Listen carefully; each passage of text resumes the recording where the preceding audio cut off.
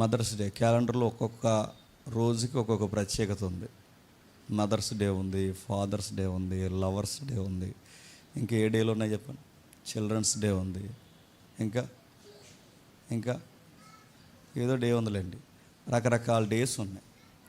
వీటన్నిటి గురించి చెప్పుకోవడం మనకి సంఘం దేవుడు మనకి ఏదికి ఇవ్వలేదు, కానీ తల్లులకు మాత్రం దేవుడు బైబిల్లో స్పేస్ ఇచ్చాడు. స్త్రీలకి ప్రత్యేకత ఉంది. వీళ్ళు పోషించే పాత్ర చాలా ఉన్నతమైనది. అలాంటి ఉన్నతమైన పాత్రలో కొన్ని కుటుంబాలు మనకు కనబడతాయి. కేవలం స్త్రీలను గూర్చే మాట్లాడుకోవడం వర్తమానం అనిపించుకోదు, కానీ ఈరోజు స్త్రీలు కాదు, స్త్రీలతో పాటు కలిపిన కుటుంబం మనకు కనబడుతుంది. అక్కడ కనబడుతుంది 11వ అధ్యాయం 7వ వచనంలో పాత నిబంధనలో రాయబడిన కొన్ని వ్యక్తుల కుటుంబాలు క్రొత్త నిబంధనలో ప్రత్యేకంగా రాయబడ్డాయి. పాత నిబంధన కుటుంబాలని క్రొత్త నిబంధనలు ఎందుకు ప్రత్యేకపరుస్తున్నాడు? పాత నిబంధన కుటుంబాల గురించి క్రొత్త నిబంధనలు ఎందుకు రాస్తున్నాడు అంటే వాళ్ళు ఎంత ప్రత్యేకమైన వ్యక్తులు కాకపోతే పరిశుద్ధాత్మ మళ్ళీ క్రొత్త నిబంధనలో రాయిస్తాడు. నా మాటలు అర్థమవుతున్నాయి లేదు? పాత నిబంధనలు ఉన్న కొన్ని కుటుంబాలని, కొన్ని ఫ్యామిలీస్ని న్యూ టెస్టిమెంట్లో కూడా మళ్ళీ ఆ రికార్డ్స్ తెర మీద తెస్తున్నాడంటే వాళ్ళ ప్రత్యేకమైన కుటుంబం. ఆ కుటుంబంలో స్త్రీలు కానీ, ఆ కుటుంబంలో పురుషులు కానీ, ఆ కుటుంబంలోని యవ్వనస్తులు కానీ, ఆ కుటుంబంలో ఉన్న ప్రతి వ్యక్తులు ఒక ప్రత్యేకమైన జీవన శైలి కలిగిన వారు. పైగా ఎక్కడెక్కడో రాయలేదు, వీళ్ళ సందర్భాలు ఎక్కడ రాశాడంటే విశ్వాస వీరుల పట్టిక జాబితాలో ఈ పరిస్థితులు రాసుకొచ్చాడు.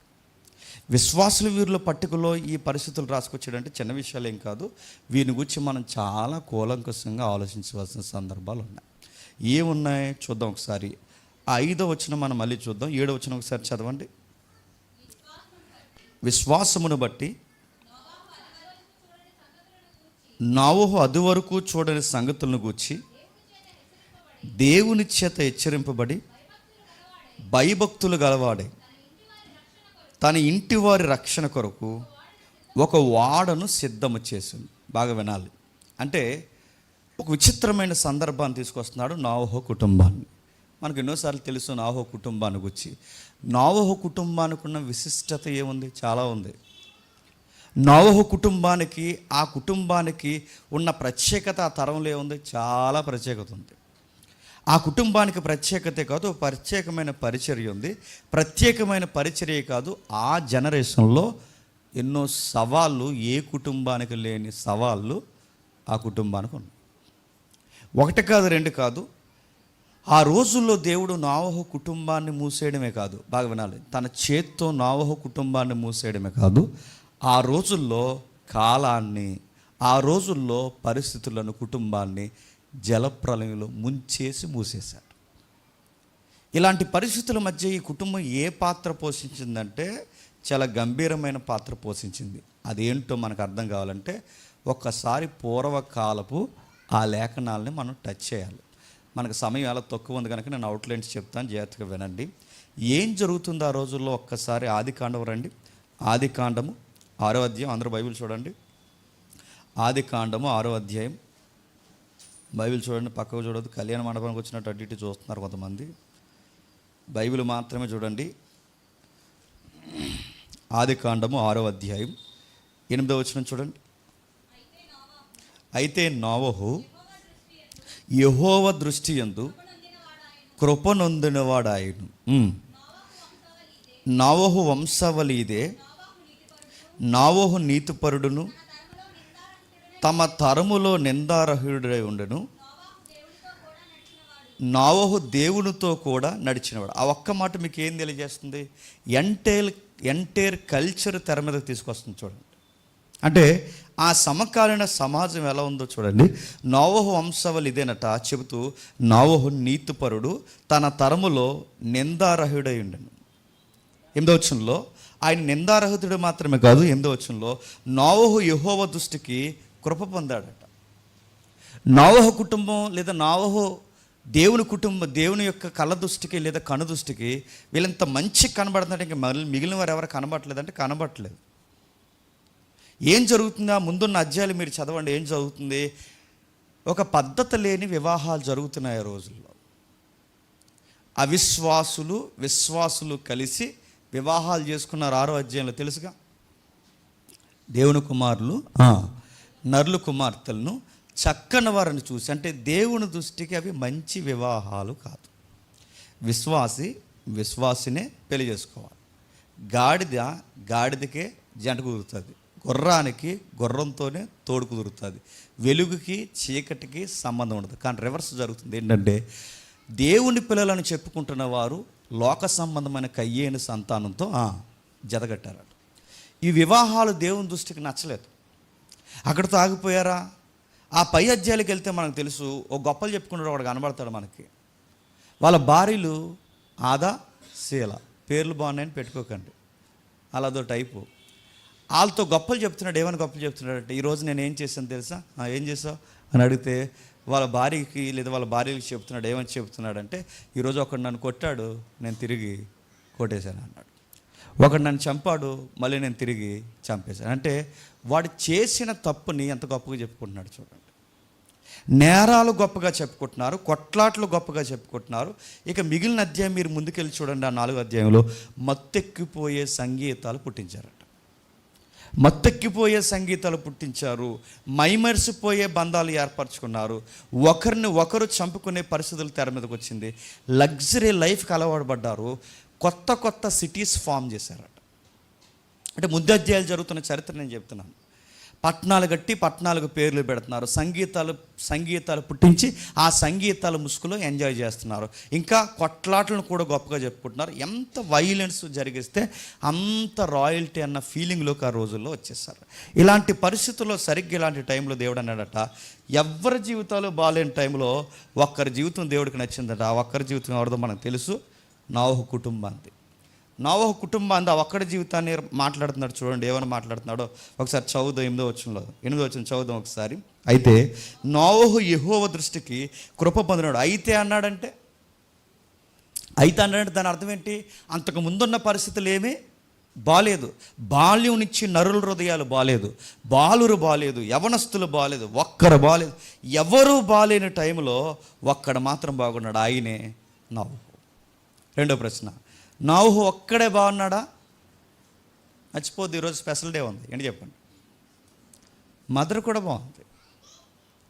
మీరు బైబిల్ వ్యాఖ్యానాలు చదివితే, బైబిల్ నడిచిన విధానం చదివితే, అనేకులకు తల్లి అవ్వమ్మ అయితే, మళ్ళీ ప్రపంచం రెండవసారి పుట్టుకొస్తే మళ్ళీ ప్రపంచానికి రెండవ తల్లి ఎవరైనా ఉందంటే నోవహు భార్య. మర్చిపోద్దు. ప్రపంచానికి మొదటి తల్లి అవ్వమ్మ అయితే, ప్రపంచానికి రెండవ తల్లిలా మిగిలింది నోవహు భార్య మిగిలింది. రెండవది, ఇప్పుడు నీతిమంతుడైన వాడు ఒక్కడే, నోవహు ఒక్కడే లేడు.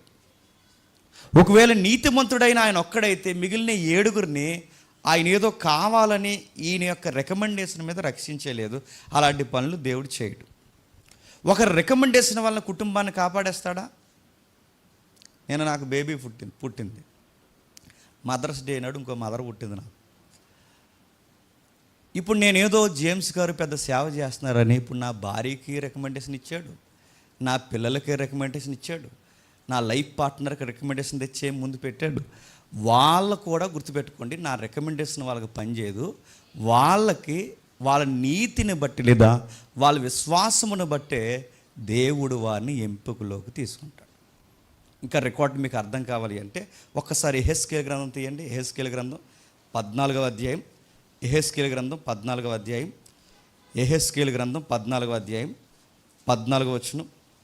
యెహెజ్కేలు గ్రంథం 14వ అధ్యాయం 14వ వచనం చూడండి ఒకసారి.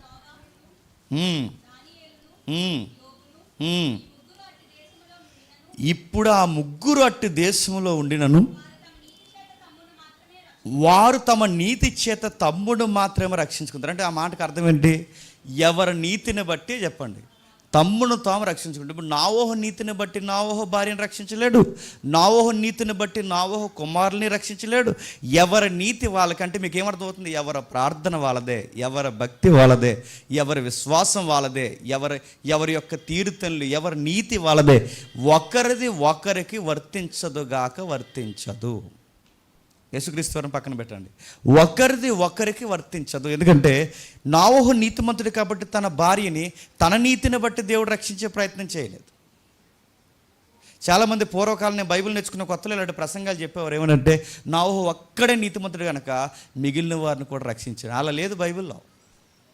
నోవహును బట్టి అని లేదు, నోవహు ఉన్నాడు కాబట్టి అని లేదు. నోవహుతో పాటు 7 కూడా బాగున్నారు కాబట్టి రక్షించాడు. ఎప్పుడు గుర్తుపెట్టుకోండి, మన ఫ్యామిలీలో మనం బాగున్నంత మాత్రాన మన ఫ్యామిలీని అంతటిని దేవుడు దీవించాడు.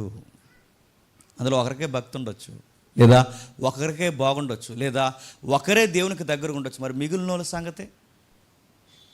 వీడిని బట్టి ఏదో ఒకటి చేద్దామని అనుకోడు. వాళ్ళ రక్షణ కూడా వాళ్ళకి సంబంధించింది. అందుకే మాట్లాడుతున్నాడు. నోవహు కుటుంబాన్ని జాగ్రత్తగా మనం అబ్జర్వ్ చేయగలిగితే నోవహు కుటుంబం చాలా చాలా దేవునికి దగ్గర అయిపోయిన కుటుంబం. చుట్టుపక్కల చుట్టాలు ఉన్నారు, చుట్టుపక్కల స్నేహితులు ఉన్నారు, చుట్టుపక్కల అనేక మంది మనుషులు ఉన్నారు. ఎవరితోనో ఆయన కాంటాక్ట్ అయ్యాడు లేదో నాకు తెలియదు, కానీ ఆయనకి దగ్గరగా ఉన్న ఫ్యామిలీ మెంబర్స్ 7 మెంబర్స్ ఉన్నారు చూసారా, ఆ 7 మాత్రం ఆయన కాంటాక్ట్ అయ్యాడట. ఏ విషయంలో ఆయన కాంటాక్ట్ అయ్యాడు? దేవుడు ఒక విషయం చెప్పాడు. ఈ ప్రపంచాన్ని దేవుడు నేడో రేపో తీసేయాలనుకుంటున్నాడు. జలప్రలయం రప్పిస్తాడట. ఇదివరకు అలాంటి ప్రళయాలు జరిగాయో లేదో, ఎలా ఉంటాయో మనకు తెలియదు. అసలు ఇలాంటి సముద్రాలు పొంగిపోవడం, ఆకాశం వాకిళ్ళు ఇప్పబడడం, ఈ భూమి అంతా నిండిపోవడం, పర్వతాలు సైతం మునిగిపోవడం, ఇలాంటి జరుగుతుందని, ఒక ప్రమాదం పొంచుందని దేవుడు నాకు చెప్పాడు. నాకు చెప్పిన సంగతులు ఇగో మీ 7 చెప్తున్నాను. ఆయన చెబుతూ ఏమన్నాడంటే ఒక పెద్ద వాడ కట్టమన్నాడు. ఒక పెద్ద వాడ కట్టమన్నాడు. ఆ ప్రాజెక్ట్ మనం చేయాలనగానే అర్థం చేసుకుని ఆయన లాంటి వైరాగ్యం ఉన్నవారు కాబట్టి ఆ విషయాన్ని సీరియస్గా తీసుకున్నారు. కానీ ఒకవేళ వాళ్ళు అర్థం చేసుకున్నట్లయితే ఏమంటారు చెప్పండి? ఇల్లు కట్టడమే చాలా కష్టం, అలాంటిది చెప్పండి ఏం కట్టాలట? మీరు కట్టండి అంటారా? పైగా అందులో ఎంతమంది లేడీస్ ఉన్నారు చెప్పాలి? 4 లేడీస్ ఉన్నారు. ఎంతమంది? క్షమించండి, 3 లేడీస్ ఉన్నారు. అందులో 3 లేడీస్ ఉంటే 3 బాయ్స్ ఉన్నారు. అంటే సగానికి సగం పైన లేడీస్ ఉన్నారు, సగానికి సగం బాయ్స్ ఉన్నారు. ఇప్పుడు వీళ్ళు హెల్ప్ తీసుకుంటే ఎవరి సహాయం తీసుకోవాలి? స్త్రీల సహాయం తీసుకోవాలి. ఈ స్త్రీల సహాయం తీసుకుంటే అంటే నోవహు భార్య, ఇప్పుడు ఎంతమంది కొడుకులు? 3 కొడుకులు. 4 క్షమించండి, ఈ ఆడలు కూడా అవుతులకు మనం కన్ఫ్యూజ్. 4 ఉన్నారు, మళ్ళీ చెప్తున్నాను. ఇప్పుడు వాళ్ళ 4, ఇప్పుడు ఈ 4 సంగతి సేము, హాము, యాపేతు, ఈవిడితో కలిపితే 4. ఈ 4 భార్యలు అంటే 4 ఎవరైతే ఉన్నారో ఈ స్త్రీలను తీసుకొచ్చి ఈ స్త్రీలతో ఇప్పుడు వాళ్ళు మాట్లాడాలి. స్త్రీల మాట అంటారా? మిమ్మల్ని అడుగుతున్నాను. ఇల్లు కాదు దేవుడు వాడకట్టమన్నాడే మనల్ని అంటే ఏమంటారు చెప్పండి? ఏమంటారు? వాడకట్టడం ఏంటండి అని అడుగుతారు, అడగరా? అదే సముద్రం మీదకి వచ్చేస్తుందట, ప్రపంచం అంతా మునిగిపోతుందట, దేవుడు మనల్ని వాడెక్కమన్నాడంటే మీరు ఎక్కండి అంటారు.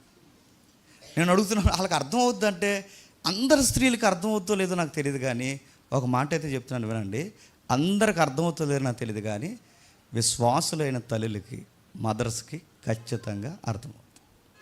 వాళ్ళకి అర్థమైంది కనుక సుమారు 100 ఏళ్ల ప్రాజెక్ట్ అంటే ఒక ఇల్లు కట్టే గొప్ప కార్యక్రమం కన్నా, ఒక భవంతిని కట్టే గొప్ప కార్యక్రమం కన్నా వాడ కడదామని తన భార్య తనతో చేతులు కలిపి వాళ్ళ కోడళ్ళు మామగారితో చేతులు కలుపుతున్నారంటే ఎంత మంచి వికాసం ఉన్న తల్లులండి వాళ్ళు, ఎంత విశాల దృక్కోణం ఉన్న తల్లులండి వాళ్ళు. పైగా వాళ్ళకి ఎంతో చెప్పుకోలేని బాధలు వాళ్ళని వెంటాడుతున్నాయి. అప్పటికే 1 కాదు 2 కాదు, అప్పటికే చాలా బాధలు పడిపడున్నారు. ఇప్పుడే కాస్తంత జీవితం బాగుందనుకునే సమయానికి ఈ పెద్ద ప్రాజెక్ట్ వచ్చి మీద పడింది. అంటే అప్పటి వరకు వాళ్ళ జీవితాలు బాగాలేదంటారు మీరంటే బాగాలేదు.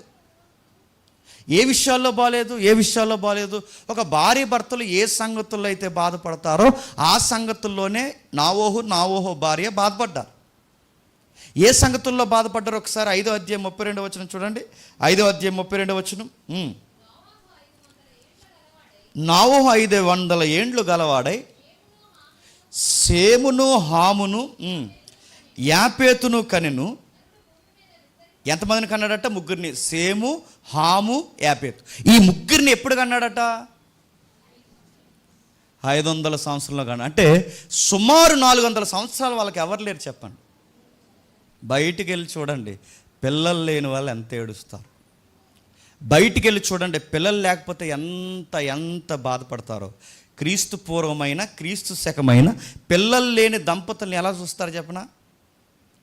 దేవుని కృప లేదురా వీళ్ళకి అంటారు.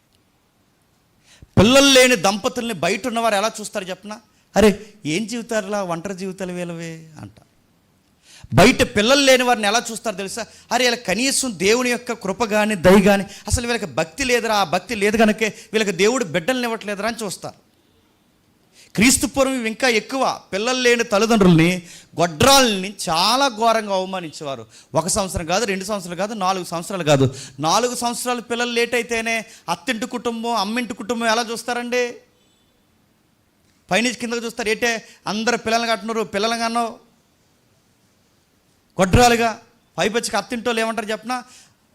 ఒక కాయ లేదు, పువ్వు లేదు, అనవసరంగా నిన్ను చేసుకున్నా, దేన్నైనా చేస్తే మా కుటుంబానికి చెప్పండి, ఇద్దరు పిల్లలైనా కదా నిన్ను చేసుకున్నాం ఏంటని ఎన్ని మాటలు అంటారు. టైం వచ్చినప్పుడల్లా అంటారు, ఎక్కడికైనా పోయినప్పుడల్లా అంటారు. ఆ రోజుల్లో ఇంకా ఎక్కువ. క్రీస్తు పూర్వం ఇలాంటి గొడవలు ఎక్కువ ఉన్నాయంటే మీరు చూడండి. అక్కడ ఆ అన్నకు ఆపోజిట్గా ఉంటుంది, ఆవిడ పేరు ఏం పేరు? పెనిన్న. వాళ్ళిద్దరు గొడవ వచ్చినప్పుడు ఇంక ఏ పాయింట్స్ లేవని ఆ పెనిన్న ఏ పాయింట్ తెర మీద తీసుకొచ్చింది చెప్పండి? నువ్వు గొడ్రాలువి అంతే. మీరు గమనించండి, ఆ రోజుల్లో పిల్లలు లేరన్న సంగతిని చాలా అవమానంగా చూస్తారు. ఈ రోజుల్లో కూడా పిల్లలు లేకపోతే అవమానంగా చూస్తారు. విశాల దృక్కోణం లేదు ఆ రోజు ఈ రోజు కూడా. మీరు గమనించండి, నోవహు కుటుంబం 1 సంవత్సరం కాదు, 2 సంవత్సరాలు కాదు, 4 సంవత్సరాలు కాదు, ఏకంగా చెప్పండి 400 సంవత్సరాలు ఖచ్చితంగా వీళ్ళ పిల్లల కోసం బాధపడి ఉంటారో ఉండరు చెప్పండి? ఖచ్చితంగా బాధపడ్డారు. 400 సంవత్సరాలు వీళ్ళు దేవుని కోసం బాధపడ్డారు, మరో పక్కన పిల్లలు బాధపడ్డారు. ఇప్పుడు గమనించండి, పిల్లలు పుట్టాలంటే క్రీస్తు పూర్వం ఎక్కువ నమ్మకం ఏంటంటే దేవుడు ఇస్తేనే చెప్పండి పిల్లలు పుడతారు. దేవుడు అనుగ్రహం ఉంటేనే పిల్లలు పుడతారు. ఇప్పుడు దేవుడు అనుగ్రహం ఉంటేనే పిల్లలు పుడతారు అని నమ్మకం ఉన్నప్పుడు, ఏ దేవుని అనుగ్రహం 400 సంవత్సరాలు లేదని లోకం కోడేకి వస్తుందో, ఇప్పుడు అదే దేవుడు వచ్చి ఏమంటున్నాడు చెప్పండి? మిమ్మల్ని ఎంపిక చేస్తున్నానని మాట్లాడుతున్నాడు. ఏ 400 సంవత్సరాలు అయితే వాళ్ళకి నిశ్శబ్దంగా అలా వదిలేశాడో, ఏ 400 సంవత్సరాలు అయితే వాళ్ళని చాలా అవమానాల్లో దేవుడు అలా వదిలేశాడో, ఆ 400 సంవత్సరాల తర్వాత వాళ్ళ దేవుడు ఒక ప్రాజెక్ట్ అప్పగిస్తున్నాడు వాళ్ళకి. మరో విచిత్రమైన మాట చెప్తాను వినండి. 400 సంవత్సరాలు ఏ దేవుడినైతే ఏం జరగకపోయినా నమ్మారో, 400 సంవత్సరాలు ఏ దేవుని కృప అయితే వాళ్ళు పొందుకోలేకపోయారో, ఏ 400 సంవత్సరాలు అయితే వాళ్ళకి సమాధానం లేకుండా ఏ దేవుని వలన దూరం పెరిగిందో, ఆ దేవుణ్ణి నమ్ముకుంటూ రోజు రోజుకి దగ్గర జరిగి ఎంత శ్రమ వచ్చినా, బాధ వచ్చినా, నష్టాలు జరిగిన ప్రభువా మాకు కలిసి వచ్చినా కలిసి రాకపోయినా నీకెప్పుడు మేము తల దించుతూనే చెప్పండి ఉంటాం. అది కపుల్స్ అంటే గుర్తుపెట్టుకో. పిల్లల్ని ఇస్తే ఒకలాగా, పిల్లల్ని ఇవ్వకపోతే ఒకలాగా, కలిసి వస్తే ఒకలాగా, కలిసి రాకపోతే ఒకలా, జరిగితే ఒకలాగా, జరగకపోతే ఒకలాగా కాదు. ఏమి జరిగినా నా ఫ్యామిలీ మాత్రం నిన్ను ఎప్పుడు వర్షిప్ చేస్తూనే ఉంటుంది మై లార్డ్ అని చెప్పాలి. నాకు ఏం జరిగినా జరగకపోయినా, నాకు అనుకున్నట్టు పరిస్థితులు జరిగినా జరగకపోయినా నిన్ను ఆరాధించడంలో ఎనిదిరిగి చూడనగాక చెప్పండి చూడండి. ఈ కమిట్మెంట్ నోవహుకు ఉందట. అంతే. ఎప్పుడైతే ఇలాంటి కమిట్మెంట్ ఉన్నా 400 సంవత్సరాలు ఎదురు చూశాడు. ప్రత్యేకమైన వారికి ఎప్పుడు గుర్తుపెట్టుకోండి, ప్రత్యేకమైన వారికి, ఒకవేళ లైవ్ చూస్తున్న వారు ఎవరైనా ఉంటే, పిల్లలు లేని వారు ఎవరైనా ఉంటే మీకోసం నేను చెప్తున్నాను, ప్రత్యేకమైన దంపతులకు ఎప్పుడు పిల్లలు ఒక అడుగు ఆలస్యం అవుతారు. మీరు టెన్షన్ అయిపోకండి, మీకు వజ్రాలు పుడతారు. మళ్ళీ చెప్తున్నాను, మీరేం టెన్షన్ అయిపోకండి. ప్రత్యేకం అవుతుందంటే మా అత్త ఎలాగంటుంది, మా అక్క ఎలాగంటుంది, మా అమ్మ ఎలాగంటుంది, మా ఎదురింటి ఆంటీ ఎలాగంటుంది, పొరుగింటి పొల్లయ్య ఎలాగన్నాడు, పక్కింటి పలానోడు ఎలాగన్నాడు, వదిలేయండి. ఎవడెన్నన్నా వదిలేయండి. మీరు వెయిట్ చేయండి. ఎదురు చూడలో గొప్పతనం ఉంటుంది. ఒక మాట అయితే చెప్పండి, వన్ డే దేవుడు నాకు ఏదో గొప్ప కార్యము చేయబోతున్నాడు. ప్రస్తుతానికి ఈ పరిస్థితులు నాకు అర్థం కావట్లేదు, వాటికి ఎలా ఆన్సర్ చేయాలో కూడా నాకు తెలియదు, వీటిని ఎలా ఫేస్ చేయాలో కూడా నాకు అర్థం కాదు. కానీ వన్ డే నేను ఖచ్చితంగా అన్నిటికీ సమాధానం చెప్పగలిగే స్థితిగతుల్లోకి దేవుడు నన్ను పెడతాడని మీ నోటంట ఆ విశ్వాసపు మాటలు రావాలి. ఈ లోపల మీరు కంగారు అయిపోయి అక్కడికి వెళ్ళకపోయా అన్నారంట. ఎక్కడికి అన్నారు? అదే అక్కడికి వెళ్ళండి, రాయి మీద రాయి ఎడితే పుడతారన్నారంట అన్నారు. రాయి ఎత్తడు అలాంటి పనులు చేశారంటే, రాయి మీద రాయి ఎట్టండి, రాయిని ఉయ్యాలి, సోపండి. నేను అడుగుతున్నాను, పిల్లలు పుట్టాలి, ఎలా పుట్టాలన్నది మన చేతిలో ఉన్నది గుర్తుపెట్టుకోండి. పిల్లలు ఎవరు ఎలా పుట్టాలని ఎవరు నిర్ణయిస్తారు చెప్పండి? అది గుర్తుపెట్టుకోండి. అంతేగాని రాయి మీద రాయి పెట్టాలి, రాయిని ఉయ్యాలి లోపాలంటే నిన్ను ఊపేస్తాడు 4 భుజాల మీద ఎట్టి. గుర్తుపెట్టుకో, ఆడ పిచ్చి పనులు చేయకండి. అందుకే నోవహుకు ఎదురు చూశాడు. ఎప్పుడైనా వాళ్ళ ప్రేయర్ రిక్వెస్ట్ ఇలా జరిగిందని బైబిల్ రికార్డ్స్లో లేవండి. దేవా ఇంకెప్పుడు ఇస్తా ప్రభువా పిల్లల్ని? 400 years అయిపోతుంది, ఇంక ఇవ్వా మాకు పిల్లల్ని. ఎప్పుడన్నా అలాంటి ప్రేయర్స్ వాళ్ళు చేసినట్టు మనకు కనబడుతుందా? ఇస్తాడు. ఇప్పుడు కాకపోతే రేపు ఇస్తాడు, రేపు కాకపోతే తర్వాత ఇస్తాడు, లేకపోతే ఇవ్వడం మానేస్తాడు. ఆయనకి నచ్చినప్పుడు ఇస్తాడు. వాళ్ళ మౌనం వెనకాల వాళ్ళ దేవుడి పట్ల వాళ్ళకున్న నమ్మకం చూడండి ఎంత బాగుందో. అనుకున్నట్టుగా ఇచ్చాడు 500 సంవత్సరాలకి. ఇచ్చినప్పుడు ఏం చేశారు? ఇచ్చినప్పుడు ఏం చేశారంటే ఆ 500 సంవత్సరాల తర్వాత ఆ కొడుకులకి ఎవరైతే ఉన్నారో ఆ కొడుకులు దేవుని నిర్మాణంలో క్రియాశీలకంగా పనిచేశాడు. అరే వెళ్ళరండ్రా అన్నాడంట. వాళ్ళ డాడీ చెప్తున్నాడు, అరే పెద్దోడా, అరే చిన్నోడా, రే ఇంకా చివరోడా, ఇలా రారా అన్నాడు. ఏం డాడీ అని అడిగారు. ఏమీ లేదు, దేవుడు మనకి ఒక పెద్ద ప్రాజెక్ట్ ఇచ్చాడురా. ఆ ప్రాజెక్ట్ ఏం కాదు, ఇల్లు కట్టే ప్రాజెక్ట్ కాదు, ప్యాలెస్లు కట్టే ప్రాజెక్ట్ కాదు, ఇవన్నా త్వరగా కట్టేస్తాం, కానీ 100 సంవత్సరాలు కట్టే ఒక ప్రాజెక్ట్ ఇచ్చాడు. ఆ 100 సంవత్సరాలు కట్టే ప్రాజెక్ట్ ఏంటంటే ఒక వాడ కట్టాలి. అప్పటికే కొత్తగా పెళ్ళి అయింది ఎవరికి? వాళ్ళకి కొత్తగా పెళ్ళి అయిన వైరాగ్యం ఎలా ఉంటుందండి? అదిలా ఉంటుందిలేండి. బ్రేక్లో అడగండి చెప్తాను. ఎలా ఉంటుంది? బీచ్లకు పోతారు, పార్కులకు పోతారు, రకరకాలు పోతారు, ఎన్నో విషయాలు ఉంటాయి. వాళ్ళకి ఆ టైంలో ఎంజాయ్మెంట్ ఎక్కువ ఉంటుంది, వాళ్ళకి దేవుని వైరాగ్యం తక్కువ ఉంటుంది. అలాంటి టైంలో మీరు చూడండి, అలాంటి టైంలో దేవుడు ప్రాజెక్ట్ని సీరియస్గా తీసుకుంటున్నారంటే ఈ అబ్బాయిలు. వాళ్ళ నాన్నగారు చెప్తున్నారు ఏమనంటే, మనం వాడ కట్టాలంటే, అలాగే డాడీ, దేవుని పని కన్నా సౌందర్యం మనకి ఇంకేముంది చెప్పండి? దేవుని పని కన్నా సౌందర్యం ఏముంది? ఆ పిల్లలు ఆ టైం లైన్లో వాళ్ళు ఇస్తున్నప్పుడు చూడండి, తండ్రి యొక్క మాటను జవదాటకుండా ఈ తండ్రి చెప్తున్న మాట ఈ తండ్రి అంటే కాదు, ఈ తండ్రికి చెప్పండి ఆ తండ్రి కూడా చెప్పాడని ఎంత నమ్మకాన్ని వాళ్ళు సలుపుతున్నారు చూడండి. వాళ్ళ నాన్నగారి మాటని భుజాల మీద వేసుకున్నారట, నాన్న బాధ్యతను తెర మీద తెచ్చారట. మరొక విషయం ఏంటి చెప్పిన, అసలు నెక్స్ట్ జనరేషన్ ఫామ్ అయితే ఆ జనరేషన్ ఫామ్ అయ్యే ప్రాజెక్ట్ ఎవరి చేతి ఉంటుందో తెలుసా? మీ ముగ్గురి చేతుల్లోనే ఉంటుందిరా. ప్రపంచమంతా అంతమైపోద్ది. మళ్ళా కొత్త తరం రావాలి అంటే ఆ తరానికి నాంది పలికే నాయకులు ఎవరో తెలుసా? సేము నువ్వే, హాము నువ్వే, ఎపెతు నువ్వే. మీ ముగ్గురే నెక్స్ట్ తరానికి నాయకులు కాబోతున్నారు. ఇది దేవుడు చెబుతున్నాడంటే దేవుడు చెప్తున్నాడు. ఆ దేవుడు చెప్పింది బలంగా నమ్ముతున్నారంటే బలంగా నమ్ముతున్నారు. మరి మాట గమనించండి, కొత్తగా పెళ్ళి అయిందో లేకపోతే లాంగ్ టైం అయిందో మొత్తం మీద ఏదైతేనో పిల్లలు పుట్టే వరకు కొత్తే. ఆ పిల్లలు పుట్టే వరకు వాళ్ళకి ముచ్చటే. ఆ పిల్లలు పుట్టే వరకు ఆ దంపతులకి ఎప్పుడు ఆ ప్రేమానురాగాలు వైరాగ్యం ఉంటూనే ఉంటుంది. మీరు గమనించండి, వీళ్ళిద్దరికి ఎవరైతే ఉన్నారో ఈ దంపతులు 3 జంటలు ఉన్నాయిగా, ఈ 3 జంటలు సేము హాము యాపేత ఎదుగుతున్నారో ఈ 3 జంటలకి వీళ్ళకి పిల్లలు పుట్టలేదంట. ఎందుకు పిల్లలు పుట్టలేదంటే వీళ్ళకి పెద్ద ప్రాజెక్ట్ ఉంది. ఈ పిల్లలు పుట్టే ప్రాజెక్ట్ బాగా ఉండండి. ఇప్పుడు ఈ ప్రాజెక్టులో ఈ పిల్లలు పుడితే ఇప్పుడు ఏమవుతుంది చెప్పండి? కార్యక్రమం డిస్టర్బెన్స్ అవుతుంది. అందుకే ఇప్పుడు వీళ్ళ మీద కేంద్రీకం కాకుండా దేవుడు తీసుకున్న నిర్ణయం, జలప్రలయం వచ్చిపోయే వరకు, అంటే కొన్ని 100 సంవత్సరాలు మీరు గమనించండి, జలప్రలయం వచ్చిపోయే వరకు ఎవరికి బిడ్డలు చెప్తారు? సేమ్ హాము బిడ్డలకు పుట్టలేదు. ఇప్పుడు చెప్పండి, ఇంట్లో అత్తయ్య గారు ఉన్నారుగా, మర్చిపోద్దు ఈరోజు మదర్స్ డే అని. ఇంట్లో అత్తయ్య గారు ఉన్నారు, అత్తయ్య గారి పేరేంటి చెప్పండి? ఉండదు, అంత సీరియస్గా చూడకండి, పేరే ఉండదు. నోవహు భార్య అంతే. ఆ నోవహు భార్య ఏమని చెప్పుంటుంది? పిల్లలు లేరని బాధపడకండి అమ్మా, పిల్లలు లేరని ఇబ్బంది పడకండి. మీ అత్తయ్యనైనా నాకు ఎన్ని సంవత్సరాలు లేరో తెలుసా చెప్పండి? 400 సంవత్సరాలు పిల్లలు లేరు. ఎన్ని సంవత్సరాలు? 400 సంవత్సరాలు. మనం అనుకుంటాం పిల్లలు లేని తల్లి గొడ్రాలు ఎక్కువ కాలం బతికింది ఎవరంటే శారమ్మ అనుకుంటాం. శారమ్మ ఉన్నది 90 సంవత్సరాలే. బాగా వినండి, ఆ 90కి ఇంకొక 3 90లు కలిపితే చెప్పండి, ఆ రౌండ్ ఫేర్లు చేస్తే 400 సంవత్సరాలు ఎవరికి పిల్లలు లేరు. శారమ్మ కానీ పెద్దరికాడు ఎవరికి చెప్పండి? నోవహు భార్యది. ఖచ్చితంగా ఈ ధైర్యం ఎవరికి చెప్పుంటుంది చెప్పండి?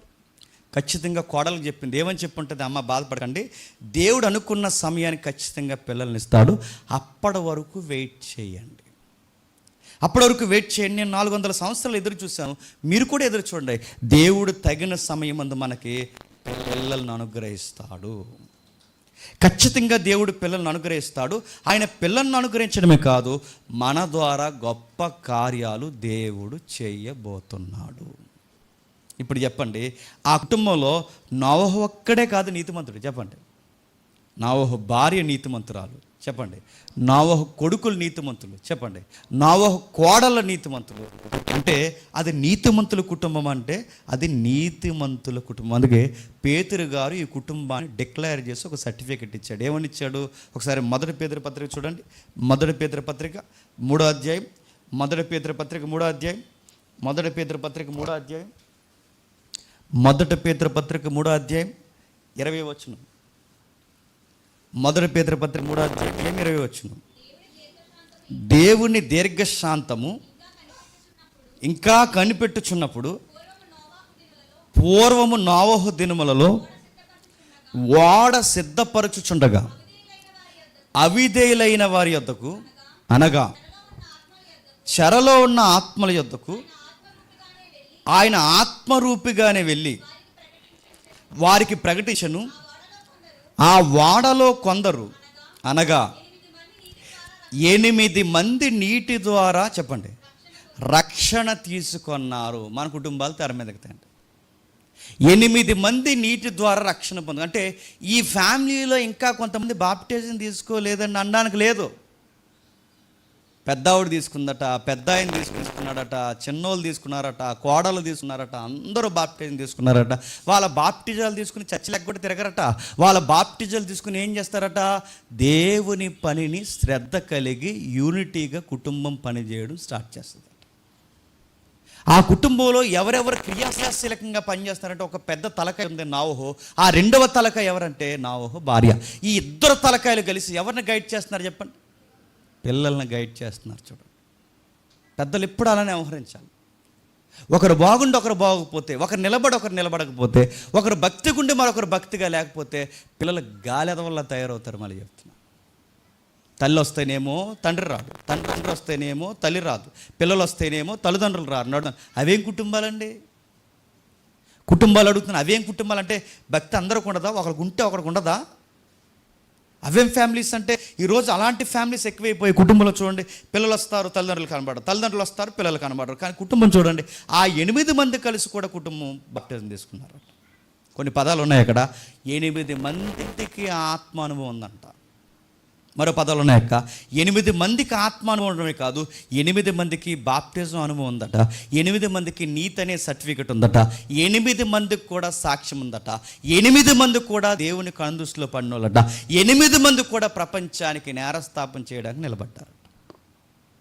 ఎలా నేరస్థాపన చేస్తారంటే, నోవహు ఆ తరంలో ఉన్న పురుషులందరి మీద నేరస్థాపన చేస్తారు. నోవహు భార్య ఆ తరంలో ఉన్న స్త్రీలందరి మీద నేరస్థాపన చేస్తారు.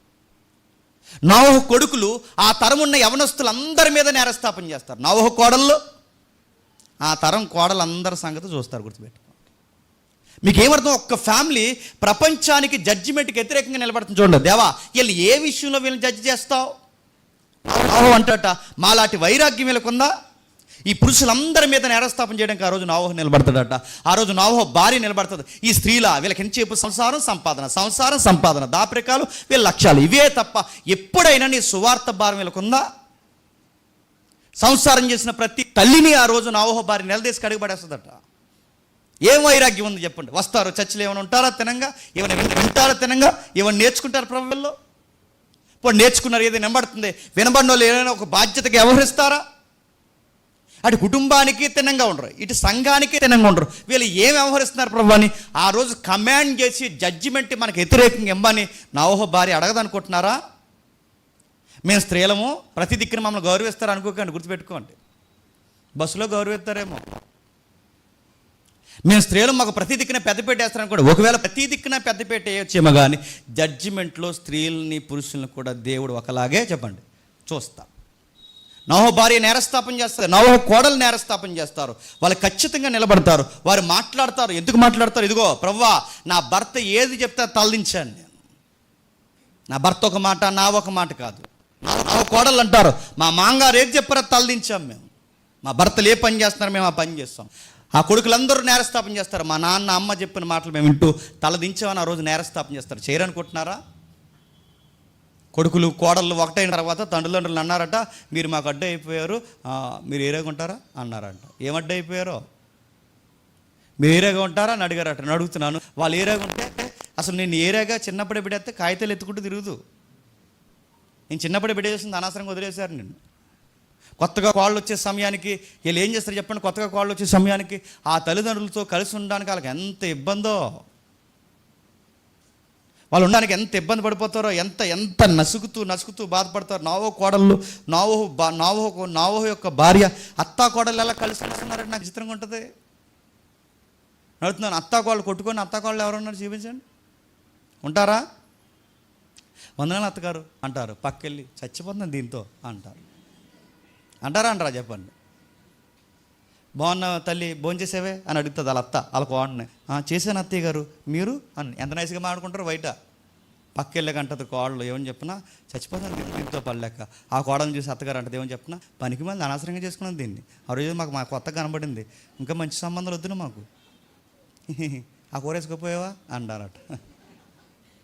ఇలాంటి దరిద్రాలు అన్నీ ఉంటాయి ఫ్యామిలీస్లో. అడుగుతున్నాను, మదర్స్ డే అనగానే ఫేస్బుక్లో కామెంట్ పెట్టేసి హ్యాపీ మదర్స్ డే అని ఎవరైతే కొడుకులో చెప్పాడు కాదు, నీ భార్య మీ అమ్మ కలిసి ఉండే వైరాగ్యం నువ్వు చూడగలుగుతున్నావా? మళ్ళీ అడుగుతున్నాను నేను ఒక మాట, నీ భార్యని మీ అమ్మ ఎవరైతే ఉన్నారో కూతురులాగా చూడగలదా? కానీ అలాంటి అమ్మకు చెప్తావు నువ్వేమని చెప్పండి? హ్యాపీ మదర్స్ డే అమ్మ అని అడుగుతున్నాను. నీ భార్య ఎవరైతే ఉందో ఆ భార్య ఎవరైతే నీ తల్లి ఉందో నీ తల్లిని వాళ్ళ అమ్మలాగా ఫీల్ అవ్వగలదా? అలా డోలు చెప్తావు నువ్వేమని చెప్పండి? మళ్ళీ వాళ్ళు తిరగబడిపోతారు, ఎందుకు వచ్చిన గొడవ. మీరు ఎక్కడ చూడండి వాళ్ళ వైరాగ్యం చూస్తుంటే విచిత్రంగా అనిపిస్తుంది, ఎక్కడ చూడండి వాళ్ళు నిలబడిన విధానం చూస్తుంటే మనకు చాలా చాలా విచిత్రంగా అనిపిస్తుంది. పైగా వాళ్ళ ప్రకటనట, బాగా వినండి, వాళ్ళ ప్రకటనట ఇప్పుడు కొత్తగా వాడకట్టమని, ఇప్పుడు కొత్తగా జలప్రలయం వస్తుందని చెప్పిన ప్రాజెక్ట్ ఏం కాదట. అంటే ఇప్పుడు జలప్రలయం జరగబోతుంది, ప్రమాదం జరగబోతుందని ఇప్పుడు కొత్తగా చెబుతున్నది ఏం కాదంట. సుమారు 2-3 తరాల నుంచి చెబుతూనే ఉన్నాడు దేవుడు. ఏ 2-3 తరాల నుంచి చెప్తున్నాడు? ఆనోకు తరంలో చెప్పాడు, మెతూసల తరంలో చెప్పాడు, లెమేకు తరంలో చెప్పాడు. ఎన్ని తరాలు? సుమారు 3 తరాల నుంచి ప్రమాదం రాబోతుంది అని చెప్పాడు. జలప్రలయం వస్తుందని నోహు ఒక్కడికే కాదు, చెప్పండి, నోహు ఒక్కడికే కాదు, 3 తరాల ముందు నుంచి చెప్తున్నాడట. ఈరోజు మనం కూడా చెప్తుంటాం కదండి, మన పెద్దలు చెప్పారు ఏమని? రాకడ వస్తుందని. మన ముందు వాళ్ళు చెప్పారు ఏమని? రాకడ వస్తుందని. అంతకుముందున్న వాళ్ళు చెప్పారు ఏమని? రాకడ వస్తుందని. అలా చెబుతారని రోజుకి మనం ఎలా అలవాటు అయిపోయాం? అలాగే చెప్తారులే. మన పెద్దోళ్ళు చెప్పారు ఏమని? రాకడ వస్తుందని. తర్వాత వాళ్ళు చెప్పారు రాకడ వస్తుందని. మన ముందున్న వాళ్ళు చెప్పారు రాకడ వస్తుందని. ఇప్పుడు మనం అడుగుతున్నాం, ఇప్పుడు నేను రాకడ ప్రసంగం చెప్తాం, మీకు ఏమనిపిస్తుంది చెప్పండి? చాలా కాలం నుంచి చెప్తున్నారు రాకడ వస్తుందని. వస్తుంది, బట్ ఇప్పుడు కాదు. వస్తుంది కానీ ఇప్పుడు కాదు. ఇలాంటి నిర్లక్ష్యం ఉంటుందా ఉండదా? కానీ వాళ్ళకి లేదంట. వాళ్ళకి ఎందుకు ఆ నిర్లక్ష్యం లేదంటే వాళ్ళు చాలా బలంగా నమ్ముతున్నారు. హానోకు కాలంలో చెప్పాడు జలప్రలయం వస్తుందని, మెతూసల కాలంలో కొనసాగించాడు జలప్రలయం వస్తుందని, మెతూసల దగ్గర నుంచి కొనసాగించాడు లెమేకు వరకు జలప్రలయం వస్తుందని. ఇది వస్తుందని వాళ్ళ పితరుల కాలం నేను తెలుసట. వాళ్ళకి తెలుసన్న సంగతి మనకెలా తెలుసు అంటే, ఆ యోధ చెప్తాడుగా, 7వ వాడైన ఆనోకు మొదలుకొని ఈ ప్రమాదాన్ని గురించి ఆ ఆనోకు అందరికన్నా ముందుగా ప్రవచనం చెప్పాడట. జలప్రలయం వస్తుందో, జలప్రలయం వస్తుందో, జలప్రలయం వస్తుందని. అంటే నోహు ఒక్కడే కాదు, ఆ తరంలో ఉన్న ప్రతి ఒక్కరూ ఆ కుటుంబం ముందే ప్రకటన చేసుకుంటూ వచ్చారట. జలప్రలయం వస్తుంది, జలప్రలయం వస్తుంది, జలప్రలయం వస్తుందని చెప్పుకుంటూ జలప్రలయం వస్తుందని అలా చెప్పుకుంటూ ఆనోకు చచ్చిపోయాడు. అదే ఎత్తివేయబడ్డాడు. జలప్రలయం వస్తుంది, జలప్రలయం వస్తుందని జలప్రలయం కొంచెం దినాల ముందు మెతుసల వెళ్ళిపోయాడు. జలప్రలయం వస్తుంది, జలప్రలయం వస్తుందని చెబుతూ లెమేకు వెళ్ళిపోయాడు. జలప్రలయం వస్తుందని వీళ్ళందరూ చెప్పుకుంటూ వెళ్ళిపోయారు. ఇప్పుడు అదే సువార్త మళ్ళీ ఇప్పుడు ఎవరు చెప్తున్నారు చెప్పండి? నోహు కుటుంబం చెప్పాలి. ఇప్పుడు నమ్మడానికి వాళ్ళకి ఆధారం ఏముంది? ఆ రోజుల్లో వాళ్ళు నమ్మడానికి వాళ్ళకి ఆధారాలు ఏమున్నాయి? వాళ్ళ కళ్ళ ముందు కొన్ని ఆధారాలు ఉన్నాయి. ఏం ఆధారాలు ఉన్నాయంటే, అప్పటికి ఏదైనా తోట ఇంకా ఉందా లేదా? వాళ్ళ కళ్ళ ముందు అప్పటికి ఏదైనా తోట ఉంది. జలప్రలయం వచ్చి వెళ్ళిపోయే వరకు ఏదైనా తోట పోద్దా? ఏదైనా తోట ఇంకా ఉంది. వాళ్ళ కళ్ళ ముందు ఏదైనా తోటే కాదు, వాళ్ళ కళ్ళ ముందు గొప్ప సాక్ష్యం ఉంది. సాక్ష్యం ఏంటి చెప్పినా, వాళ్ళ పితరుడు ఏ వార్త, ఇప్పుడు మేము ఏ సువార్త అయితే చెప్తున్నామో ఈ సువార్త చెబుతుండగానే ఒక రికార్డు ఉంది వాళ్ళ కళ్ళ ముందు. ఇదే సువార్త చెబుతుండగా మా పితరుడైన ఆనోకు చెప్పండి చూస్తుండగా ఎత్తివేయబడ్డాడు. కొనుపోబడ్డాడు. అంటే కళ్ళ ముందు అద్భుతం ఉంది, కళ్ళ ముందు ఏదైనా తోట ఉంది, ఇంకా కళ్ళ ముందు వాళ్ళకి ఏముందంటే వాళ్ళ చేతులతో చేసుకుంటున్నా చెప్పండి వాడుంది. ఎన్ని ఆధారాలు ఉంటే ఆ సమాజం అందట, బాగా వినండి, ఇన్ని ఆధారాలు ఉంటే ఆ సమాజం అందంట. మీరు చెబుతున్నది ఎందుకు నమ్మాలనిపించట్లేరా అన్నారంట. ఊరు ఆనోకు ఎత్తుకోబడ్డాడు రా, ఆనోకు ఎత్తివేయబడ్డాడంటే అదేలే, ఆయన నమ్మాలనిపించట్లేదురా. ఏదైనా తోట ఉందరా, దేవుడి నాటిన తోట, ఇంకా ఆ తోటను తీసేయలేదు, అదేలే తోట ఉందిలే, కానీ ఇంకా ఏదో చెప్పండి నమ్మలేకపోతున్నాం. ఈరోజు కూడా మనం రాకడ కోసం చెప్తుంటే, ఇన్ని రాకడ సందర్భాలు చెప్తుంటే ఎన్ని ఆధారాలు లేవండి. యేసుప్రభు ఖాళీ సమాధి లేదా, అపోస్తుల సమాధులు లేవా, యెరూషలేం పట్టణం లేదా, బైబుల్ లేదా, భక్తుల సమాధులు లేవా, భక్తుల హతసాక్ష్యాలు లేవా, చరిత్ర లేదా, యేసుప్రభు వచ్చి వెళ్ళిపోయాడన్న దాఖలాలు లేవా, ఇన్ని ఉన్నా కానీ, ఎంత వినిపించినా కానీ ఏమనిపిస్తారో తెలుసా, అది ఇవన్నీ నిజాలే కానీ ఎందుకు ఇంకా రాకడా చెప్పండి జరగదనిపిస్తుంది. కళ్ళ ముందు ఇన్ని సాక్ష్యాలు ఉన్నా రాకడ జరగట్లేదు, రాకడ ఇంకా జరగదని మనం ఎలాగైతే నిర్లక్ష్యంగా ఉన్నామో ఆ తరం కూడా అలాగే నిర్లక్ష్యంగా ఉండి ఓకే కానీ ఎందుకో మాకు ఇంకా చెప్పండి జరుగుతుందని నమ్మకం లేదు. ఈరోజు కూడా మీరు చూడండి, మనం ఎలాగైతే చెప్తున్నాం, ఎస్ ముందు తరం వాళ్ళు ఇదే చెప్పారు వెళ్ళిపోయారు, తర్వాత తరం వాళ్ళు కూడా ఇదే చెప్పారు వెళ్ళిపోయారు, అంతకుముందు తరం ఉన్న వాళ్ళు కూడా ఇలా చెప్పారు వెళ్ళిపోయారు, ఇప్పుడు మీరు కూడా అదే చెప్తున్నారు యేసుప్రభు రెండో రాకడలో వచ్చేస్తారని. ఏమో ఆయన వస్తాడో లేదో తెలియదు కానీ ఇంకా లైఫ్ ఉంది, ఏదో జరిగిపోద్దని ఇప్పుడే జీవితాన్ని పాడు చేసుకోవడం అవసరమా అనే డైలాగులు లేవు సమాజంలో చెప్పండి.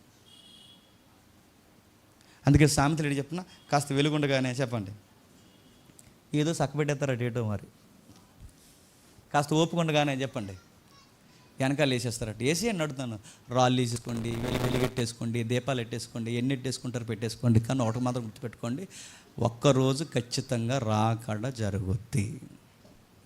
అంత బలంగా నమ్మాలంటే నోవహు కుటుంబం అంత బలంగా నమ్మింది.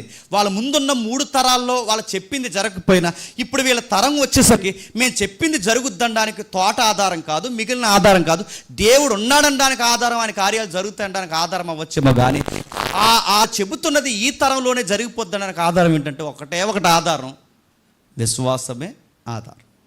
వాళ్ళు నమ్ముతున్న విశ్వాసమే ఆధారం. ఆ విశ్వాసాన్ని బట్టి చెబుతున్నారు. వాళ్ళు ఎన్నో మాట్లాడుకుని ఇలా అన్నారు, ఎన్ని విషయాలు. అమ్మా ఒక విషయం చెప్పాలమ్మా, మనం మామితో కలిసి జీవించాలి.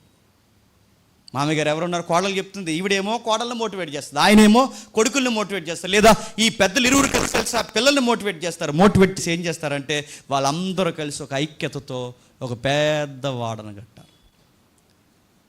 కుటుంబంలో ఐక్యత లేకపోతే ఏమవుతుంది చెప్పండి, వాడ కాదు కదా చెప్పండి, సీపురు పుల్ల కూడా కదులుతుందా? కుటుంబంలో ఐక్యత లేకపోతే ఏమవుద్ది, అమ్మదో ఒక మాట, కొడుకుదో ఒక మాట, కూతురుతో ఒక మాట, తండ్రితో ఒక మాట, కొడుకుతో ఒక మాట, వాళ్ళు అలాగంటే వీళ్ళు ఎలాగంటే అలాగని, ఎవరికి వాళ్ళే మాట పసుకోకపోతే జరిగే పనులు జరుగుతాయా? యూనిటీ లేకుండా వీళ్ళు వాడ కట్టగలరా? భర్త మాట భార్య ఉంది కనుక, భార్య మాట పిల్లలు విన్నారు కనుక, పిల్లల మాట కోడలు విన్నారు కనుక, ఒకరి మాట ఒకరిట్టినారు కనుక, యూనిటీగా అందరూ కలిసి ఉన్న కనుక అంత పెద్ద ప్రాజెక్ట్ని 1 సంవత్సరం కాదు, 2 సంవత్సరాలు కాదు, ఎన్ని సంవత్సరాలు చెప్పండి 100 ఏళ్ళు కలిసి కట్టగలిగారంటే వాళ్ళు ఒకరి మాటను ఒకరు గౌరవిస్తారు, ఒకరి మాటను ఒకరు గౌరవిస్తారు. వాళ్ళు ఒకరి మాటను ఒకరు గౌరవించుకోకుండా అలా ఉంటే అనుకున్న సమయానికి జలప్రలయం వస్తే అందరితో పాటు ఎవరు పోతారు చెప్పండి, వీళ్ళు కూడా పోతారు. నేను ముగిస్తున్నాను. కేవలం గుర్తుపెట్టుకో, కేవలం ఒకరిద్దరుంటేనే కుటుంబంలో ఆ కుటుంబం ఎత్తపడదండి. కుటుంబం అంతా యూనిటీగా ఉండాలి, కుటుంబం అంతా కలిసి ఉండాలి, తల్లి ఉండాలి, తండ్రి ఉండాలి, పిల్లలు ఉండాలి, కోడళ్ళు ఉండాలి, కొడుకులు ఉండాలి, అందరూ కలిసి ఉండాలి. ఎక్కడ ఉండాలంటే సంఘం అనే వాడన కట్టే పనిలో ఉండాలి. ఈ పని ఉండదు మనకి. వదిలితే చాలు, తుపాకీ దెబ్బ కనబడకుండా పారిపోతారు అంతే. ఇలా వదిలితే చాలు, ఇంకా వాళ్ళకే భార్య ఉన్నట్టు, వాళ్ళకే పిల్లలు ఉన్నట్టు, వాళ్ళకే భర్త ఉన్నట్టు, ఇక జేమ్స్ గడికి పని పాటలేదు, ఇంకా ఖాళీగా తిరుగుతున్నాడు అన్నట్టు మమ్మల్ని అలా ఒంటరి వెళ్ళిపోతాడండి. ఈ మనిషి ఉన్నాడా 70 సార్లు పోతాడు. ఇది ఒక ప్రాజెక్ట్, మళ్ళీ చెప్తాను, ఇది ఒక ప్రాజెక్ట్. ఈ మనిషి అంటే ఎవరు అనుకుంటున్నారు? అదే నడుతున్నాను. ఎక్కడ మీరు చూడండి, బాధ్యత నడుతున్నాను. మనకి పడకపోతే మనం కట్టుకోగలమా చెప్పండి? ఈరోజు అత్త అంటే కోడలకు పడదు, కోడలంటే అత్తకు పడదు, కొడుకులంటే తండ్రులకు పడదు, తండ్రులంటే కొడుకులు పడదు. ఇప్పుడు కుటుంబాల సంగతి పక్కన పెట్టండి. ఇప్పుడు మనం అందరం కుటుంబంగా ఏర్పడ్డాం, ఇక్కడ కూర్చున్నాం. ఇది కూడా ఒక సంఘం. ఈ సంఘం అనే వాడను మనం కట్టుకుంటున్నాం. నేడో రేపో యేసుక్రీస్తు వారు వస్తే మీరు ఎక్కడెక్కడుంటే ఎత్తబడతారు లేదో నేను గ్యారంటీ చెప్పలేను, కానీ నాకు తెలిసిన బైబిల్ పరిధిలో నేను చెప్పగలను. ఎక్కడుంటే మాత్రం ఖచ్చితంగా మిమ్మల్ని చెప్పండి ఎత్తి పట్టుకుంటాడు. ఖచ్చితంగా ఇక్కడ ఉంటే ఎత్తి పట్టుకుంటాడు. అందుకే ఆ తరం అన్నాదట. 8వ అధ్యాయంలో మాట్లాడుతూ ఒక మాట అంటున్నాడు చూడండి. 8వ అధ్యాయం 20 వచనం చూడండి, ముగించుకుంది. 8వ అధ్యాయం 20 వచనం. పవిత్ర పశువులన్నిటిలోనూ కొన్ని తీసుకొని ఆ పీఠము మీద దహన బలి అర్పించెను. అప్పుడు యెహోవా ఇంపైన సువాసన ఆగ్రహించి ఇక మీదట నరులను బట్టి భూమిని మరలా శపించిన దేవునికి మళ్ళీ వర్షిప్ చేస్తున్నాడు. దేవునికి గొప్ప అర్పణలు అర్పిస్తున్నాడు. ఇలాంటి స్థితికి వచ్చి ఆ బలిపీఠ మీద గొప్ప అర్పణ నోవహు అంత ప్రశాంతంగా ఇవ్వగలుగుతున్నాడంటే ఆయన వెనకాల ఎవరున్నారు చెప్పండి? ఒక ప్రశాంతమైన కుటుంబం ఉంది. గుర్తుపెట్టుకోండి, ఒక ప్రశాంతమైన కుటుంబం ఉంది. మంచి భార్య ఉంది, మంచి పిల్లలు ఉన్నారు, మాట వినే వ్యక్తులు ఉన్నారు. ఆయన తుమ్మితే తుమ్ముతారు, దొగ్గితే దొగ్గుతారు, ఆయన నిలబడితే నిలబడతారు, ఆయన ఏం చేస్తారు అదే చేస్తారు. నోవహు భార్య బహుశా ఇలా అంటదేమో, మీ ఇష్టమే నా ఇష్టం అండి, మీ దర్శనమే నా దర్శనం అండి, మీరు ఏది చేయమంటే నేను అదే చేస్తానండి అని చెబుతుంది. ఇవాళ నేను చర్చికి రానండి అందో. ఏ అంటే చీర కొనమని కొన్నారా అందో. గుర్తుపెట్టుకో, కేవలం డ్రెస్సుల కోసం చర్చిలు మానేసే వాళ్ళు ఉన్నారంటే మీరు నమ్మగలరా? కేవలం చిన్న చిన్న గొడవలు పెట్టుకుని చర్చిలు ఎగ్గొట్టేసే వాళ్ళు ఉన్నారంటే మీరు నమ్మగలరా? అడుగుతున్నాను. సంఘము, రక్షణ, వాడ, అరే ఇలాంటి బాధ్యత ఒకటి ఉండాలి. మనం కలిసికట్టుగా లేకపోతే ఈ బీటలు మన కుటుంబానికే పడ్డం కాదు, మన కలుపుగోలుతనం లేకపోతే ఈ ఎఫెక్ట్ ఎక్కడ తగులుతుంది చెప్పండి? సంఘానికి కూడా తగులుతుందన్న బాధ్యత ఉన్న కుటుంబాలు ఈరోజు లేవు. బాధ్యత ఉన్న కుటుంబాలు లేవు. మీరు గొడవలు పెట్టుకుంటే అది సంఘానికి మంచిదా చెప్పండి? భార్య భర్తలుగా మీరు ఒకరు దేశం పెంచుకుంటే అది సంఘానికి మంచిది చెప్పండి? కొన్ని కుటుంబాలు కలిస్తేనే కదా సంఘం. కొన్ని కుటుంబాలు కలిస్తేనే సంఘం. మీరు ఒకరికొకరు మాట వినకపోతే, ఒకరికొకరు రక్షణ అనుభవం లేకపోతే, ఒకరికొకరు వాక్యం అనుభవం లేకపోతే రేపొద్దున మీరు కుటుంబంగా సంఘానికి ఏమి మేలుకరంగా ఉండగలరు చెప్పండి? అందుకే నోవహు కుటుంబం నీకు నాకు అందరికీ చెప్తుంది, అందరి మీద తీర్పు తీరుస్తారట. ఆ 11వ అధ్యాయం ఎబ్రీ పత్రిక 11వ అధ్యాయం 7వ వచనంలో ఎంత మంచి మాట రాస్తున్నాడు చూడండి. ఆ మాట చదువుతుంటే భయం వేస్తుంది. త్వరగా ముగించుకుందాం. విశ్వాసమును బట్టి నోవహు అది వరకు చూడని సంగతులను గూర్చి దేవుని చేత హెచ్చరింపబడి భయభక్తులు గలవాడై తన ఇంటి వారిని అడుగుతాను. నోవహు అంత సక్సెస్ అయ్యాడంటే వెనకాల ఎవరున్నారు చెప్పండి? మాటినే భార్య ఉంది. నోవహు కుటుంబం అంత బాగా దేవుళ్ళో విజయాన్ని సాధించగలిగారంటే ఆ కుటుంబంలో నోవహు తర్వాత అంత కీలక పాత్ర పోషించింది ఎవరు చెప్పండి? ఒక మంచి మదర్ ఉంది ఆ పిల్లలకి, ఎవరు చెప్పండి? నోవహు భార్య. ఆవిడంత క్రియాశీలకంగా లేకపోతే దేవుని కార్యక్రమాలు జరగవంటే జరగవు, ఖచ్చితంగా జరగవు. ఎందుకంటే మీరు గమనించండి, లోతు బాగున్నాడు, లోతు భార్య కలిసి వచ్చిందా? ఆ ఇద్దరు పిల్లల్ని తీసుకెళ్ళి పోరంబోకు పనులు చేయించింది. లోతు బాగున్నాడు, లోతు భార్య కలిసి రాకపోయేసరికి లోతు కుటుంబం ఏమైపోయింది? నవ్వులు పాలైపోయింది, దిక్కులేని కుటుంబం అయిపోయింది. చివరికి తలో దిక్కుని చెదిరిపోయారు. ఈ రోజుకి సిగ్గుపడే అంత నిందలు తెచ్చుకుని చెప్పండి కుటుంబం మీద వేసుకున్నారు. నేను అనుకుంటున్నాను, నోవహు భార్య నోవహు దగ్గర ఉంది కాబట్టి సరిపోయింది. నోవహు భార్య ప్లేస్లో లోతు భార్య ఉంటే ఏమవుతుందని చెప్పండి? వాడాలేదు గీడాలేదు చెప్పండి. తర్వాత చూద్దాం. పిల్లలు పెళ్ళిడికి వచ్చేసారు, వాళ్ళకి ఇంకా పిల్లలు పుట్టలేదు, ముందు ఆ గొడవ చూడండి. మీకు అన్ని వాళ్ళలో ప్రాజెక్టులు అందా అవకాశం ఉంది. ఎందుకంటే ఆ మనిషి చెప్పిన మాట వింటదా? చెప్పిన మాట ఎందుకంటే అది ఒక రకమైన పొగర ఆ మనిషికి. నువ్వు ఎన్ని తిరిగి చూడొద్దంటే చెప్పండి, చూస్తే ఏమవుద్దట అన్నట్టు చూస్తుందట. అది వంకర మనిషి, అదో రకం అడుగుతున్నాను. నోవహు దగ్గర ఇంత సక్సెస్ మనం చూడగలిగామంటే ఆయన నవ్వుతే నవ్వుతుంది, ఆయన ఏడిస్తే ఏడుస్తుంది, ఆయన దిగేలుగుంటే దిగేలుగుంటుంది, ఆయన సంతోషంగా ఉంటే సంతోషంగా ఉంటుంది. ఆయన సంతోషాన్ని ఎప్పుడు కోరుకోవడానికి, తన లైఫ్ని పెట్టుబడిగా పెట్టడానికి ఏమాత్రం వెనకడదు. 400 సంవత్సరాలు ఎప్పుడు కూడా నాకు తెలిసి బుర్ర ఉండదు. ఏంటి ఇంకా పిల్లలు పుట్టట్లేదు ఏంటండి? ఎప్పుడైనా బుర్ర తిన్నదా? కానీ బైబిల్లో ఆవిడ బుర్ర తినేసింది తెలుసా?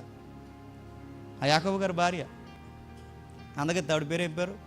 రాహేల్, పిల్లల్ని ఇస్తావా చచ్చిపోమంటావా, పిల్లల్ని ఇస్తావా చచ్చిపోమంటావా, ఎవడన్నా ఉంటా అందరూ చచ్చిపో అందుకు. మొన్న ఒక వీడియో చూసాను నేను, ఆ వీడియో చూసిన బలైన వచ్చింది నాకు. ఈసారి గొడవలు అన్నప్పుడు అలా అనిపిస్తుంది.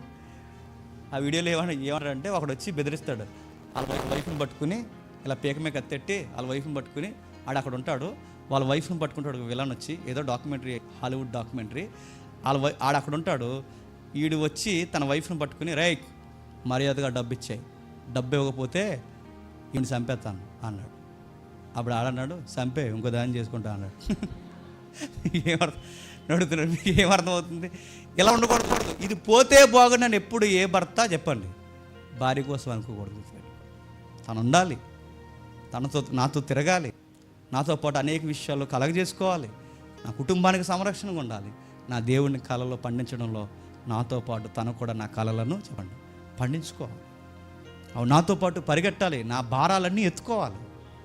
నా ప్రతి పరిస్థితుల్లో మీరు నవ్వుతే నవ్వుతాను, ఏడుస్తే ఏడుస్తాను, మీరు ఎలా ఉంటే అలా ఉంటానని చెప్పే చక్కటి తల్లులు కావాలి స్త్రీలలో. అలాంటి తల్లి క్రియాశీలకంగా పనిచేస్తుంది కాబట్టే తన ఇంటి వారి రక్షణ కొరకు ఏం కట్టున్నాడు చెప్పండి. ఎల్ఎల్సి పాలసీ కట్టడం లేదు అక్కడ. తన ఇంటి వారి రక్షణ కొరకు లైఫ్ ఇన్సూరెన్స్ తయారు చేశాడు, పెద్దది, పోతే 50 లక్షలు వస్తాయట, అది కట్టలేదు అక్కడ. తన ఇంటి వారి రక్షణ కొరకు ఏం ప్లాన్ చేశాడు చెప్పండి. హెల్త్ కార్డులు తీసుకోలేదు, ఏమైనా బ్యాంకింగ్ డిపాజిట్లో ఫిక్స్డ్ డిపాజిట్ లేదు. ఒకవేళ ఉంటే వేస్తాడు లేదో నాకు తెలియదు, కానీ మరి ఏం కేర్ తీసుకున్నారో ఇంటి పట్ల అంటే డబ్బునా లేకపోయినా, పేరున్నా లేకపోయినా, నా ఇంటి వారికి సేఫెస్ట్ ప్లేస్ ఏదైనా ఉంది అంటే వాళ్ళకి రక్షణ జీవితం ఉందా లేదా, అది మాత్రం చాలా సీరియస్గా తీసుకున్నాడు. వాక్యం వింటున్నావా అని అడుగుతాడు, నేర్చుకుంటున్నావా అని అడుగుతాడు, ప్రేయర్ చేసుకున్నావా భోజనం చేస్తున్నప్పుడు అడుగుతాడు, ప్రతీదీ కేర్ తీసుకుంటాడు. ఆవిడ కూడా అడుగుతుంది, ఏమండి ఈరోజు ఎందుకు బిజీగా ఉన్నారులో ఉంది, ప్రేయర్ చేసుకున్నారా అని అడుగుతాడు. కానీ కొంతమంది అలా ఉన్నారా, ఇవాళ ప్రార్థన మానేద్దాం అన్నారంట. అంటే ఫంక్షన్ జరుగుతుంది కదా అన్నారట. అడుగుతున్నాను, ఇలాంటి దంపతులను చూస్తుంటే చెక్కిపోద్దని నాకు మళ్ళీ చెప్తున్నాను. దేవుడు దేవుడు దేవుడు ఆయన హల్లెలూయా అంటే నువ్వు హల్లెలూయా అనాలి, ఆమెను అనకూడదు, గుర్తుపెట్టుకో. ఆమెనంటే నువ్వు ఆమెను అనాలి. ఇలాంటి మదర్స్ స్త్రీలలో ఎక్కడైతే ఉంటారో ఆ ఫ్యామిలీలు భలే ఉంటాయండి. దేవుడు అంటున్నాను, ఇలాంటి ఆవిడ వెనకాల ఒక ఆవిడ ఉంటే, ఒక ఆవిడ చాలండి, వెనకాల ఒక ఆవిడ ఉంటే, మళ్ళీ చెప్తున్నాను, ఆ వెనకాల అలాంటి తల్లులు ఒకరుంటే దేవుడు 100 ఏళ్ళ ప్రాజెక్ట్ కాదు 1000 ఏళ్ళ ప్రాజెక్ట్ అప్పగించిన చెప్పండి సక్సెస్ఫుల్గా చేయలేమా? 1000 ఏళ్ళ ప్రాజెక్ట్ అయినా మనకు ఆయుష్నిచ్చి, మనకు 1000 ఏళ్ళ ఆయుష్నిచ్చారే, జేమ్స్ నిన్ను ఇది చేయమంటున్నారు అంటే 1000 ఏళ్ళ ప్రాజెక్ట్ ఇచ్చినా ఖచ్చితంగా చేయగలిగినందుకు నాకు సపోర్ట్ ఉంది వెనకాల. నాకు బాధపడితే నన్ను వాదాచే సపోర్ట్ ఉంది, నేను ఏడిస్తే నాతో ఏడ్చే సపోర్ట్ ఉంది, నాకుంది. ఇలాంటి తల్లులు కావాలి, ఇలాంటి తల్లులు కావాలి, ఇలాంటి తల్లులు తెర మీదకి రావాలి. కేవలం మదర్స్ డే నాడు కేవలం తల్లులందరికీ ఒక ట్యాగ్ ఇచ్చి సపోర్ట్ ఇచ్చడమే కాదు. మదర్స్ డే అంటే నేనేంటి చెప్తున్నా, బెస్ట్ మదర్స్ డే ఏదన్నా ఉంది అంటే దేవుని కొరకు మీరు ఏ రోజైతే నూతనంగా జన్మిస్తారో ఆ రోజే మీ లైఫ్లో మంచి తల్లుల రోజు గుర్తుపెట్టుకో. నీ బాప్టిజం రోజు గుర్తుపెట్టుకో, ఏ రోజు ఆ రోజు నుంచి ఈ రోజు వరకు ఎన్ని మార్చుకున్నావో రాసి పెట్టుకో, ఒక తెల్ల పేపర్ తీసుకొని. బాప్టిజానికి ముందు ఎంత వికారంగా ఉండేదానివో, బాప్టిజం తర్వాత నీ ఫ్యామిలీకి ఎంత మేలుకరంగా మారిపోయావో, బాప్టిజానికి ముందు ఎలా ఉండేదానివో, బాప్టిజం తీసుకున్న తర్వాత దేవుని కార్యాలు ఎంత భారమైన ఎలా భుజం ఎత్తుకుంటున్నావో ఒకసారి నువ్వు ఆలోచించుకో. అప్పుడు దేవుడు అంటాడు, నిజంగానే తల్లులలో గొప్ప తల్లి ఈమె అంటాడు. మాట్లాడుతూ అంటున్నాడు. ఆ వచనం చదవండి ఒకసారి, ముగించుకుందాం. చదువుదాం. విశ్వాసమును బట్టి దేవుని చేత హెచ్చరింపబడి భయభక్తులు గలవాడై తన ఇంటి వారి రక్షణ కొరకు ఒక ఓడను సిద్ధం చేశాను, అందువలన అతను లోకం మీద చెప్పండి నేరస్థాపన చేసిన. ఏం చేస్తాడట? అందువలన అతడు లోకం మీద నేరస్థాపన చేయును. గమనించండి, నోహు ఒక్కడే నేరస్థాపన చేస్తాడా? మిగిలిన 7 కూడా నేరస్థాపన చేస్తారు. ఎవరెవరు ఎలా నేరస్థాపన చేస్తారు? పురుషులందరి మీద నోహు నేరస్థాపన చేస్తాడు. యవనస్తులందరి మీద తన కొడుకులు నేరస్థాపన చేస్తారు. భార్యలందరి మీద నోహు భార్య నేరస్థాపన చేస్తుంది. కోడళ్ళందరి మీద చెప్పండి కోడలు నేరస్థాపన చేస్తారు. ఏమని నేరస్థాపన చేస్తారు చెప్పండి? వీళ్ళకి చర్చ్ ఉండదు, సేవ ఉండదు, భారం ఉండదు, రాజ్యం అనే ఒక లెగసీ ఉండదు. వీళ్ళ దేవుని కార్యాలు ఈ పరిచర్యలో పరిగెట్టాలన్న ఒక బాధ్యతతో కూడిన విశ్వాసం ఉండదని ఖచ్చితంగా ఆ రోజు మన మొఖాల మీద చేయబెట్టి ఈ మనిషే సంఘానికి వస్తుంది కానీ ఈ మనిషే అని ఖచ్చితంగా ఆ రోజు చెప్పండి. నేరస్థాపన నోవహు భార్య చేస్తుంది, నోవహు కొడుకులు చేస్తారు, నోవహు కోడలు చేస్తారు. ఏమని నేరస్థాపన చేస్తారు? 100 ఏళ్ళు నీ ప్రాజెక్ట్ మేము నమ్మకంగా చేశాం ప్రభువా. వీళ్ళ లింగం అని వీళ్ళు బతికేది 60 సంవత్సరాలు. ఈ 60 సంవత్సరాలు అప్పుడే సగం జీవితాలు అయిపోయి ఇక 30 ఏళ్ళు కూడా తినంగా ఉండలేకపోతున్నారు ప్రభువా. వీళ్ళు ఏం చేశారని నిత్యత్వాన్ని ఇస్తానంట ప్రభువా. వీళ్ళకి ఏం అర్హత ఉందని నిత్యత్వాన్ని ఇస్తానంట ప్రభావ. సంఘానికి వచ్చారంటే 70 గొడవలు ఎట్టుకుని పోతారు వీళ్ళ కుటుంబాలతో. సంఘానికి వచ్చారంటే ఒక్కరిని తీసుకొద్దామన్న బాధ్యత ఉండదు వీళ్ళకి. సంఘానికి వచ్చిన తర్వాత వాళ్ళ కుటుంబాన్ని ఎంత బాగా కట్టుకుంటారు, అరే సంఘాన్ని కూడా మనం అంత బాగా కట్టాలని ఒక బాధ్యత ఈ కుటుంబానికి లేనప్పుడు వీళ్ళకి ఏం అర్హత ఉందని నువ్వు నిత్యత్వాన్ని ఇస్తావు ప్రభువా? ఒక సేవలో కలగజేసుకుంటారా, ఒక సభల్లో కలగజేసుకుంటారా, ఒక శుభవార్తలో కలగజేసుకుంటారా? ఎక్కడుంటారు ప్రభు వీళ్ళు? ఖచ్చితంగా అడుగుతారట. ఆ రోజు అడుగుతారు ఖచ్చితంగా. వాళ్ళు అడిగి మన మీద జలప్రలయానికి ముందు ఆ తరం మీద ఎలాగైతే నేరస్థాపన చేశారో రేపు 2వ రాకడ ప్రళయాలు వస్తే మళ్ళీ ఆ ప్రళయంలోకి ఇలాంటి కుటుంబాలన్నీ తెర మీదకి వచ్చి అంటాయట, వీళ్ళెవ్వరు నిత్యత్వానికి రావద్దు ప్రభువా, మా మొర ఆలకించని మన మీద నేరస్థాపన చేస్తారట. ఆ ప్రకటన చదవండి. ఇంటికి వెళ్ళిన తర్వాత వధింపబడిన వారి ఆత్మలట మన కోసం అట ప్రార్థన చేస్తున్నాయట. అంటే ముందుగా చనిపోయిన వాళ్ళందరూ ప్రార్థన చేస్తున్నారట. ఏమని? చూసావా ప్రభువా, ఆ పనికి మనం చూసావా, మజ్జిగ తాగేసి మరీ ఊగేస్తున్నాడు చూసేవాడిని. ఈ ప్రసంగాలు మీరు వింటున్నారు లేదో నాకు తెలియదు కానీ నాకు తెలియదు కానీ ముల్లోకాలలో ఏవైతే అదృశ్య ఆత్మలుగా ఉన్నాయో వాళ్ళందరూ మనం ఏం మాట్లాడుకుంటున్నామో దేవదూతతో చెప్పండి తొంగి చూస్తాయట. భూమి మీద ఏం జరుగుతుందో నీతిమంతులు అనీతిమంతులు కూడా ఏం జరుగుతుందో ఎప్పటికప్పుడు కరెంట్ అఫైర్ చెప్పండి అక్కడికి వెళుతూనే ఉంటారంట. సత్యం చెబుతారు ప్రభువా, వినరు. వస్తారు ప్రభువా, ఎక్కించుకోరు. ఎన్నోసార్లు బల్లలు గుద్ది చొక్కాలు చింపుకునేలా ప్రసంగాలు చెప్తారు ప్రభువా, ఏది చేయరు ప్రభువా అని ఆ రోజు ఖచ్చితంగా ఈ కుటుంబాలు మన మీద నేరస్థాపన చేస్తాయట. నేను ముగిస్తున్నాను. మంచి భర్త ఉన్నాడు, మంచి భార్య నోవహు ఉంది, మంచి కొడుకులు ఉన్నారు, మంచి కోడళ్ళు ఉన్నారు. వీళ్ళందరూ ఒకే మాట మీద ఉన్నారు కనుకే ఈరోజు ఈ ప్రపంచం చెప్పండి అలా బతుకుంది. ఆ రోజు ఆ కుటుంబం స్టాండింగ్ తీసుకోకపోతే నువ్వు ఉంటావా? నేను ఉంటానా? అసలు నువ్వు నేను అంటే అసలు ఈ స్థలం ఉంటుందా? అసలు కాకినాడ అనే పేరేట అసలు భూమి ఉంటుందా? ఆ రోజు వాళ్ళు ఆ స్టాండింగ్ తీసుకోకపోతే ఒకసారి ఊహించండి ప్రపంచం ఎలా రన్ అవుతుందో ఒకసారి ఊహించండి. ఒకసారి మీరు గుర్తుపట్టండి. అసలు నోవహు కుటుంబం స్టాండింగ్ తీసుకోకపోతే నాగరికతని ఎలా చదువుకుందామో ఏమో ఊహించడానికి ఊహలు లేవు. ఏమైపోదుమో. ఒక్క కుటుంబం స్టాండింగ్ తీసుకుంటే ప్రపంచాన్ని కాపాడారు. ఎన్ని కుటుంబాలు ఉన్నాయి. మన ప్రపంచాన్ని కాపాడొద్దు కానీ చెప్పండి, మన ఈదుల్ని కాపాడదు, మన ఊరిని కాపాడదు. పోనీ అన్నీ వదిలేయండి. ఈ వైబ్రేషన్ ఎక్కడి వరకు అయితే వెళ్తుంది ఈ కాకినాడలో, ఈ పరిసర ప్రాంతాల్లో అనేక మందిని చెప్పండి ఈ కుటుంబాలన్నీ కలిసి ఒక స్టాండింగ్ తీసుకుని ఇక్కడికి వచ్చిన వారు ఖచ్చితంగా పరలోకానికి చెప్పండి అర్హులవుతారన్న ఒక నమ్మకాన్ని ప్రకటిస్తారు. అప్పుడు చెప్పండి ఆ రోజు మదర్స్ డే కాదు చెప్పండి, రోజు జాయ్ఫుల్ డే ఉంటుంది, మనకి లవ్ ఫీస్ట్ ఉంటుంది. ఆ లవ్ ఫీస్ట్లో పిలుస్తాడు మనల్ని, కుటుంబాలుగా మనల్ని ఆహ్వానిస్తాడు.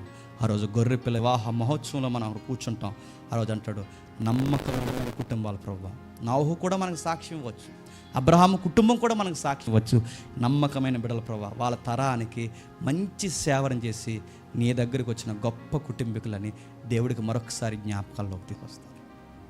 అందుకే తల్లులుగా ఎలా ఉండాలో అలా ఉండండి. కరివేపాకు గొడవలు పెట్టుకోకండి ఇంట్లో. గ్యాస్ అయిపోయింది, సర్ఫ్ అయిపోయింది, ఇంకా చెప్పండి వీళ్ళు కోసం విడిపోతున్నారండి సీరియస్గా. కరివేపాకు గొడవలు పెట్టుకోండి. మీరు క్రైస్తవులు, బయట ఎలా ఉన్నారో నాకు తెలియదు కానీ మీరు క్రైస్తవ బిడ్డలో మీకు ఒక ప్రాజెక్ట్ ఉంది. క్రైస్తవ తండ్రులు ఎలా ఉండాలో అలా ఉండండి, క్రైస్తవ కొడుకులు ఎలా ఉండాలో అలా ఉండండి, క్రైస్తవ కోడళ్ళు ఎలా ఉండాలో అలా ఉండండి. అందరూ మీ ఇంటి వారి రక్షణ కొరకు చెప్పండి ప్రతిదినం ఆలోచన చేయండి. ప్రేయర్ చేసుకుంటున్నారా? బైబిల్ చదువుతున్నారా? ఎలా ఉంటున్నారు? భక్తి జీవితం ఎలా ఉంటుంది చెక్ చేసుకోండి. ఒకరినొకరిని అడగండి, ఈ మధ్య ఎలా ఏంటి ఈ మధ్య ఎలా ఉంటున్నావు? ఒకరినొకరు క్వశ్చన్ చేసుకోండి. వైరాగ్యం పెంచుకోండి. ఒకరి బాధ్యత ఒకరు తీసుకోండి. కుటుంబంగా నిలబడండి. మీరు నిలబడితే సంఘానికి కూడా ఆశీర్వాదకరంగా మారిపోతారు. దేవుడు మిమ్మల్ని దీవించునుగాక.